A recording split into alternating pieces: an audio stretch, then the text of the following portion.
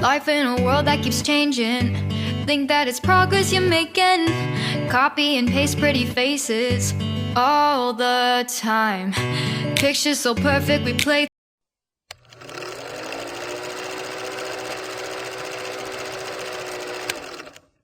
Hello wonderful people, welcome back again to this YouTube channel. Good morning, good afternoon, good evening. I greet all of you according to una time. Yes, my correct people, waiting they happen for Nigeria. Now we see they talk about, and this our brother get waiting he won't talk is Nigeria don't pass to restructure, waiting day now to make that Nigeria better, not to divide the country. Oh yeah, make we hear from him. Meanwhile, if today are the first time we be say you come across ANOINTED Lady TV Channel, you are highly welcome. I beg consider to smash on the subscribe button, put on the notification bell, because now daily news had a drop for here, so that you go get to anytime we say I drop any new video. Leave your opinion for the comment section, because your opinion really matters a lot. Let's watch, guys.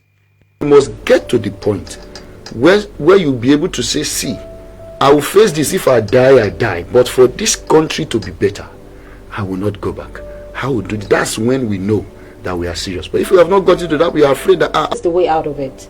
The way out of it is not only restructuring.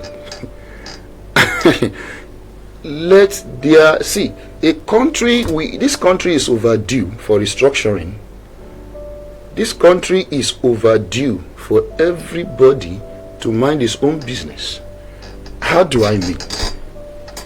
We learnt of other countries who have not even faced up to what we are facing in Nigeria, and they are already separated and they are doing well.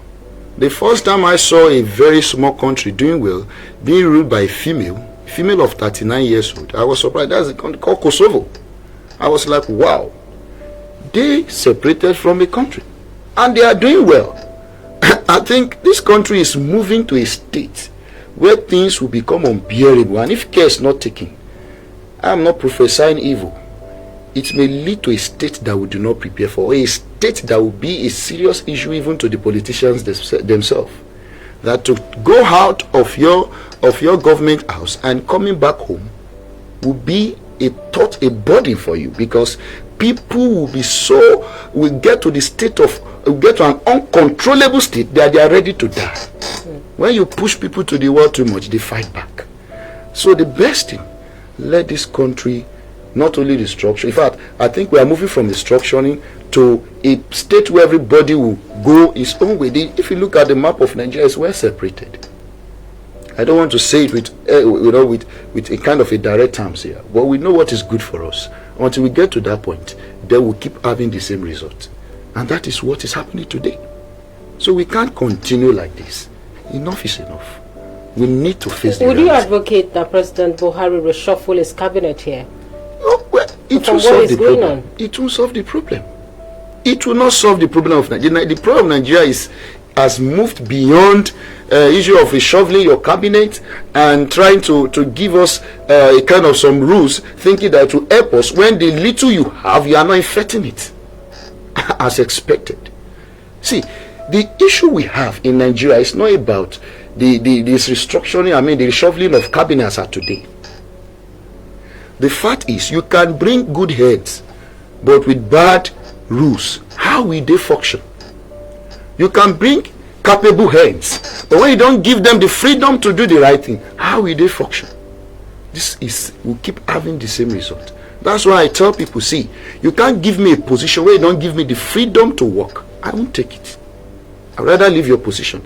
Let me be myself. I know what is good for this nation. Give me the freedom to do what is right. And if the freedom is not there, why do you have to give me the position? So I think that will not solve the problem of Nigeria.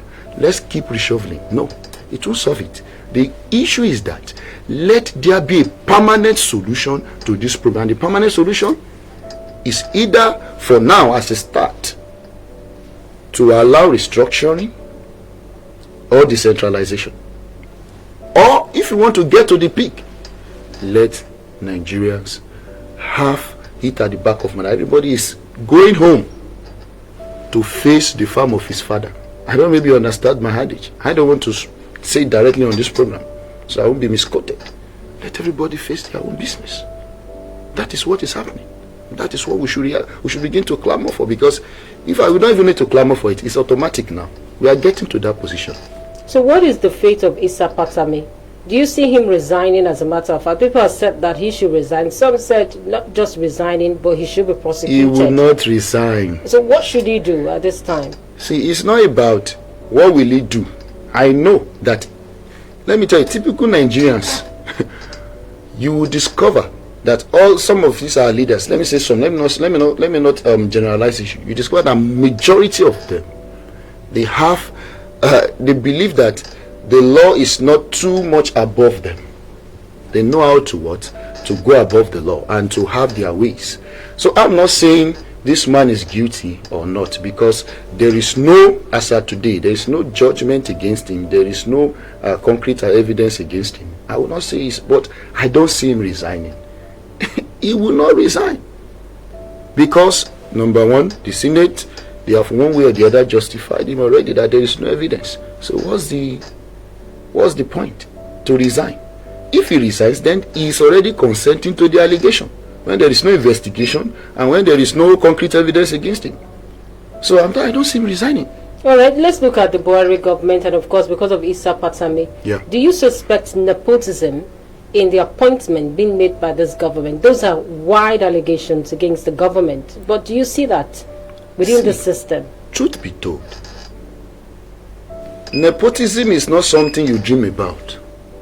Nepotism is something that is visible, that you can see yourself.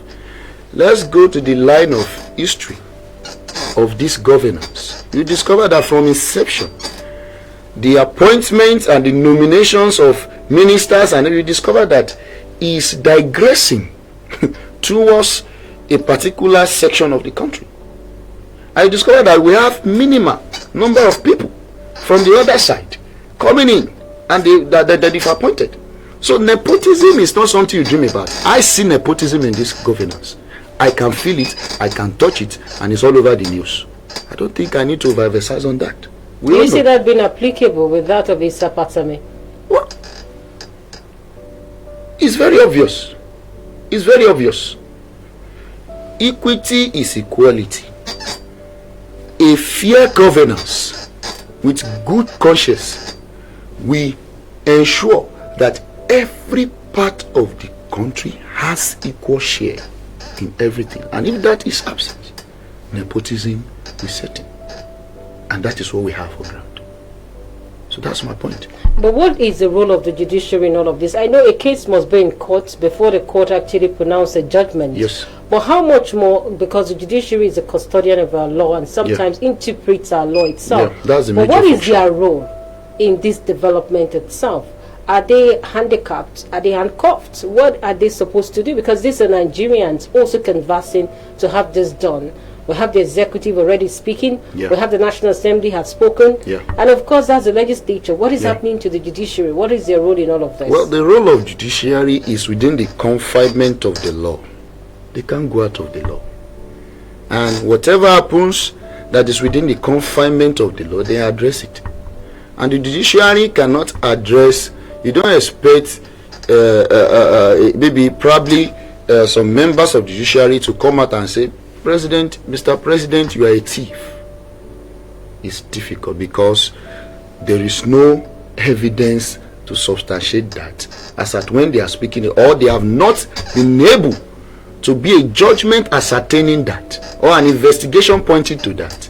Hence, such a person will be sued for defamation of character. So that is why they can't just, you see, let's take for instance the judges.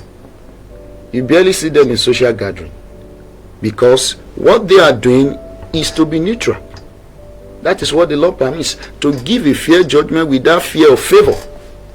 So they only act on things brought before them. If you and I do not take case to them, there is nothing to sit on. They can't come to the news and start blabbing or start shouting. They keep to the law, and they are not the makers of the law. And that is why we must keep conversing as a citizen of the that there must be laws that will profit the common man in this country. And if that is not done, then that means there will be a problem.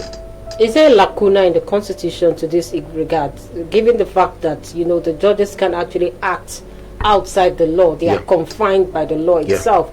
Is there a lacuna somewhere? And let's look at also what the National Assembly has done so far with constitutional review for cases like Isa Pantami's case, because it appears to be buck passing. National Assembly is saying we don't have concrete evidence. Even the executive are coming up to say that this is politicking, and of course name calling for Isa Pantami itself. So if we look at our constitution, is there a lacuna somewhere that needs to be dealt with? I will not say the constitution is perfect.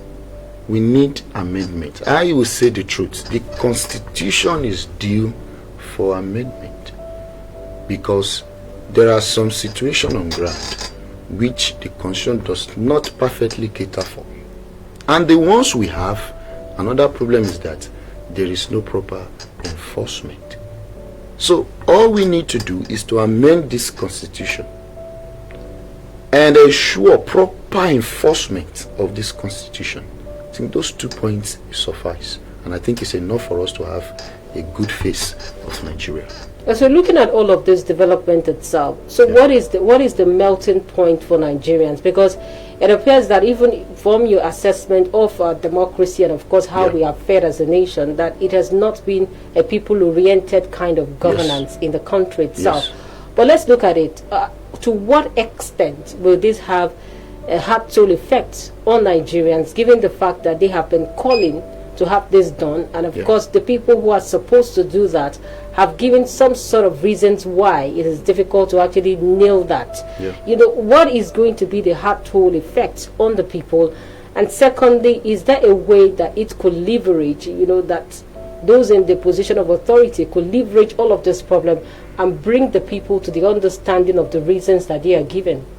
Well, to my mind, I don't think that with what we have on ground, if you and I keep quiet and we keep looking at the situation, it will continue like that. And if you say you want to take step, be ready to back your step. Be ready to face anything. All we need to do, let these our leaders calm down and allow the people to have a say in the country. If they do not listen to us, if they do not give us that leverage, then the country might be in shambles in some few years. I'm not prophesying evil here. So that means the leaders must come down to our level. They must listen to and do what is right. Let me tell you, not that they don't know what is right. They know what is right. But the problem is, take for instance, I will speak with evidence on this program. Nigeria today, we have the problem of electricity. But we know that some people are supplying generator. They are importing generator. And those people, they are people that matters in this country.